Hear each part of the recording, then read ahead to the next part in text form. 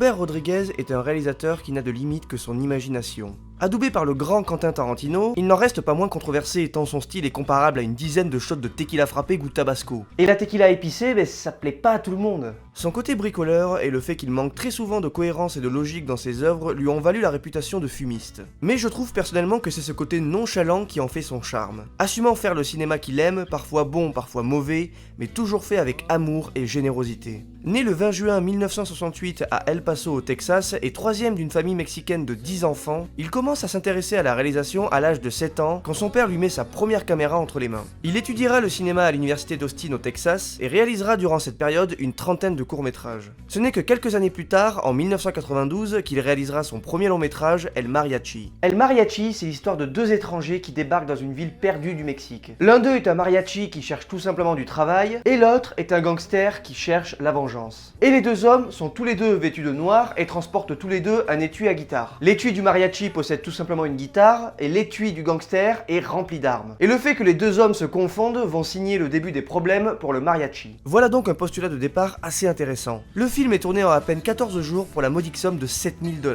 Rodriguez sera d'ailleurs le cobaye d'un laboratoire pharmaceutique pour empocher ces 7000 $. Et endossera les rôles de réalisateur, monteur, chef opérateur, mixeur, monteur son, créateur d'effets spéciaux et photographe de plateau. Le film sera projeté en festival, sera un succès critique et public avec 2 millions de $ de recettes aux USA. Ce qui est que dalle en réalité, hein, mais quand t'as mis 7000 doses dans un film et que tu en gagnes 2 millions, ça reste un putain de bon retour sur investissement. Mais je ne vais pas m'attarder plus longtemps sur ce film. Ce qui va m'intéresser à moi, c'est sa suite, sortie 2 ans plus tard. Un certain film appelé Desperado. Soy un hombre muy honrado que me gusta lo mejor. Après avoir fait ses preuves, Rodriguez obtient le soutien de la Columbia qui met à disposition un budget bien plus important pour cette suite. Antonio Banderas remplace Carlos Gallardo dans le rôle du mariachi, mais ce dernier récupérera le rôle de Campa, l'un des deux amis du mariachi. Cette suite fait donc preuve de plus de panache, d'explosion en tout genre et surtout portée par le méga burné, le magnifiquement viril Antonio Banderas. Non mais regardez-moi ce mec quoi, il arriverait presque à me faire oublier mon hétérosexualité. Retrouvé pourtant très rapidement dès que la sulfureuse Salma Hayek apparaît à l'écran. Le film est donc porté par ce duo pour le moins talentueux. Quentin Tarantino a également le droit à son caméo ici. Un caméo qui confirmera le début d'une longue collaboration entre les deux hommes qui partagent la même vision du cinéma. Desperado est un film assez spécial qu'il faut savoir accepter tel qu'il nous est servi. C'est-à-dire comme un film complètement loufoque, badass et épicé. L'atmosphère est sanglante, poussiéreuse et complètement géniale. On assiste à la genèse du style Rodriguez. Les monologues déjantés, ici joués par les excellents Steve Buscemi et Quentin Tarantino, les scènes d'action cartoonesques, les tues à guitare lance-roquettes les gars, les tues à guitare lance-roquettes bordel. Mais aussi le désormais légendaire Danny Trejo. La machette. Qui joue ici une sorte de machete avant l'heure. On retrouve déjà l'inspiration de Rodriguez à travers des sons, une ambiance, certaines séquences surcotées et même des objets comme cette espèce de flingue zizi là, et y a pas d'autre mot, qu'on retrouve aussi dans d'autres de ses films comme Une nuit en enfer et Machete Kills. Maintenant, on peut lui reprocher son scénario qui tient sur un mouchoir de poche, ou même un certain manque de savoir-faire sur certains plans, mais peu importe, ce film a une âme, une personnalité. Il n'a pas plu et ne plaira pas à tout le monde, mais il existe et restera un vrai plaisir à chaque visionnage. Desperado connaîtra une suite en 2003 intitulée Once Upon a Time in Mexico. Cette suite permettra à Rodriguez de créer sa propre trilogie western, comme un certain Sergio Leone. Mais revenons plutôt en 1996. Je ne vais pas résumer Une nuit en enfer, car si vous ne l'avez pas vu, arrêtez cette vidéo et allez le voir sur le champ. Ne vous renseignez pas sur le film, juste voyez-le. Et après, revenez voir la suite de cette vidéo, hein, parce que bon, voilà. C'est bon, tout le monde a vu ce film? Alors c'est parti. Le scénario est écrit par Tarantino lui-même, et on a le droit durant la première heure à un film à la Tarantino tout ce qu'il y a de plus banal, gangster, flic, etc. Mais le twist après la première heure vient complètement modifier nos attentes et la vision qu'on pouvait se faire de ce film qui se voulait pourtant être un simple road movie.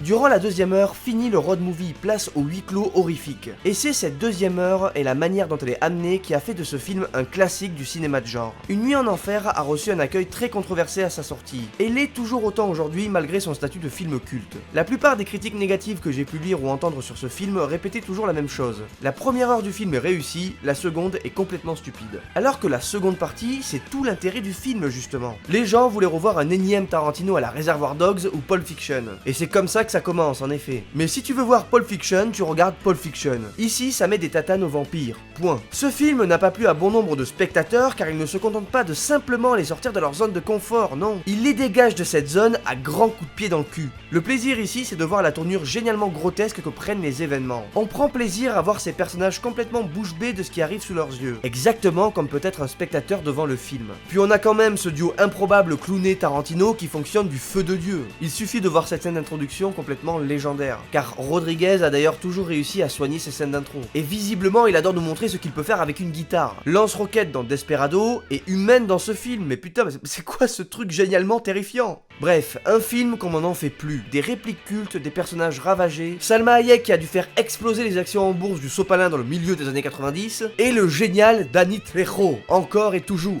La machette. Et que personne vienne me raconter que oh, moi je ne crois pas aux vampires parce que putain de merde, moi je ne crois pas aux vampires, mais je crois à ce que je vois, et là ce que je vois, c'est des putains de vampires. Et ça, c'est une putain de nuit en enfer. En 1998, Rodriguez essaye à la science-fiction en acceptant la commande d'un studio intitulé The Faculty. Une réussite qui va malheureusement lui donner une très mauvaise idée car il réalisera par la suite la quadrilogie Spy Kid. Et même si j'avoue y avoir trouvé une certaine saveur étant enfant, et que le premier opus reste quand même une vraie proposition originale, je ne peux dignement pas trouver ça bon aujourd'hui. Robert Rodriguez, lui, est passionné de dessin depuis toujours, donc l'œuvre qui va suivre était toute destinée à finir entre ses mains.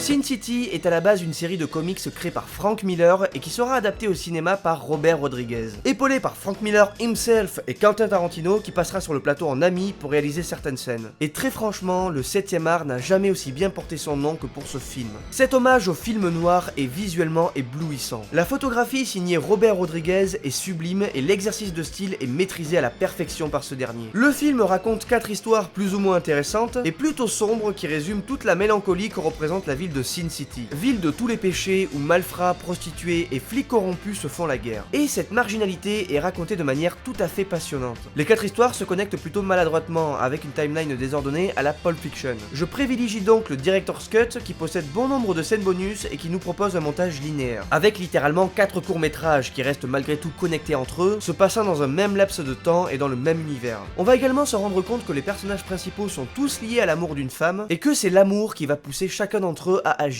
L'univers comics est superbement retranscrit à l'écran. D'abord grâce à un style de narration à la première personne, mais surtout grâce à son visuel en noir et blanc, sublimé par une touche de couleur par moment pour accentuer un détail important. Du sang, un regard, un personnage. Tout ceci se mélange donc à merveille à cet univers plutôt sale, envoûtant et surtout très violent. On ne se lasse jamais de ce style, on prend même un énorme plaisir à vivre cette expérience. A noter également que le casting est extraordinaire, avec en tête d'affiche Bruce Willis, Clive Owen, Jessica Alba, Josh Hartnett, Elijah Wood, et surtout les 2 acteurs et les 2 personnages du film pour moi, Mickey Rourke et Benicio del Toro. Sin City marque un véritable tournant dans la carrière de Rodriguez et dans l'histoire du cinéma. Une véritable claque cinématographique, une leçon de style. Ce film brutal prouve que Rodriguez n'est pas une imposture, mais un véritable maître dans son art.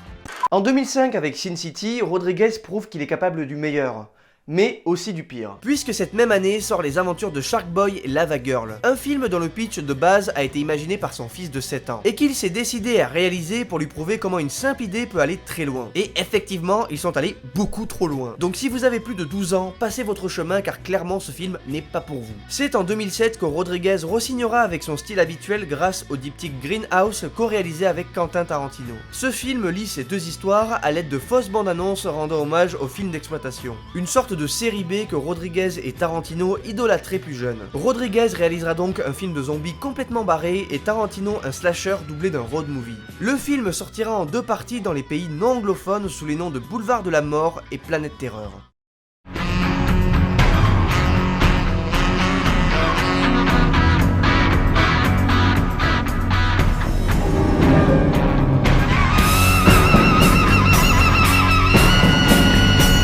Planète Terreur commence avec une bande-annonce d'un film parodique appelé Machete. La machette. Un personnage né dans Desperado et qui, après l'énorme succès de cette bande-annonce, aura le droit à son propre film en 2010 et à une suite intitulée Machete Kills en 2013. Et il faut savoir qu'un 3ème opus est en préparation depuis 2015 et qu'il devrait s'intituler Machete Kills Again in Space. Mais je divague.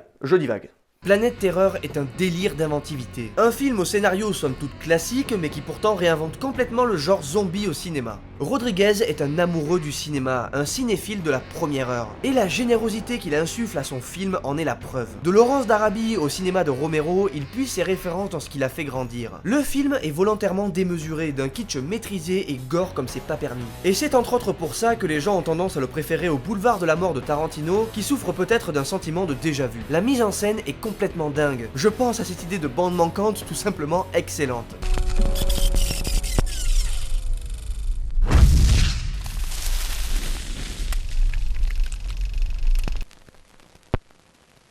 C'est l'humour noir, le casting et l'énergie qu'insuffle Rodriguez qui font de Planète Terreur un film rare, jouissif et surprenant. Les années 2010 ne porteront pas chance à Robert Rodriguez. En effet, les suites de Spy Kids 3, Machete et Sin City seront des échecs commerciaux. En revanche, en 2015, il réalise quelque chose d'unique. Un film français qui sortira en 2115, soit 100 ans après son tournage. Un film avec comme acteur principal John Malkovich et qui est à l'initiative d'une marque de cognac réputée pour vieillir 100 ans. Et donc malheureusement, on ne verra jamais ce film. Mais je m'adresse à travers cette vidéo à mes futurs enfants et petits-enfants. Pensez à en faire une critique, hein. Aujourd'hui nous sommes en 2019 et j'espère de tout cœur que Robert Rodriguez finira la décennie avec succès grâce à ça.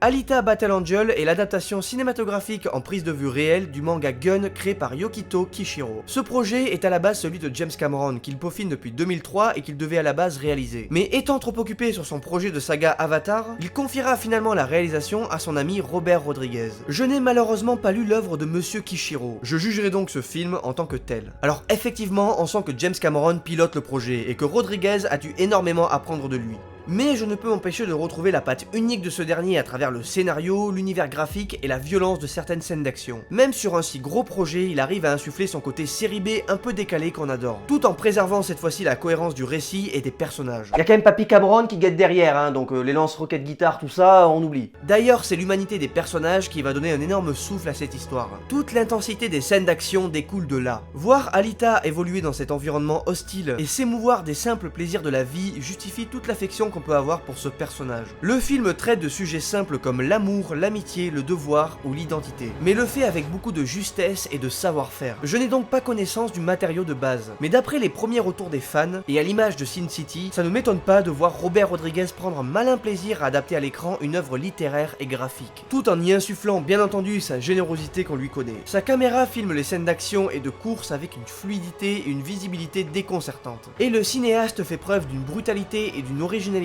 rare pour un film de studio hollywoodien. Il nous fait découvrir cet univers cyberpunk à travers une direction artistique somptueuse, et s'assure en permanence de remplir avec le plus de passion possible la mission qui lui a été confiée. Voilà entre autres pourquoi j'ai adoré Alita Battle Angel, et pourquoi je n'arrive pas à comprendre que le nom de son réalisateur ne figure pas sur les affiches du film. Je peux reprocher au film sa fin frustrante, qui l'empêche de constituer un tout, car en voulant absolument démarrer une nouvelle franchise, le film oublie de se suffire à lui-même. Un peu à l'image des Animaux Fantastiques sortis quelques mois plus tôt, à la différence ici que l'histoire est bien racontée et intéressante. Je trouve donc assez incroyable avec du recul qu'un mec comme Rodriguez tourne son premier film avec 7000 $ et son dernier en date avec quasiment 200 millions. Ça démontre la ténacité et l'évolution incroyable de ce cinéaste tout aussi incroyable. Et quand je fais un tour dans sa filmographie, je me rends compte bien sûr qu'elle est imparfaite, mais qu'elle est remplie d'amour pour le 7e art. Je ne peux donc me résoudre à trouver Robert Rodriguez mauvais. Je peux simplement saluer son originalité et son savoir-faire unique. Et ça, des mecs comme Tarantino et Cameron l'ont bien compris. Donc je te retrouve très bientôt dans les salles obscures, amigo, et je te dis merci.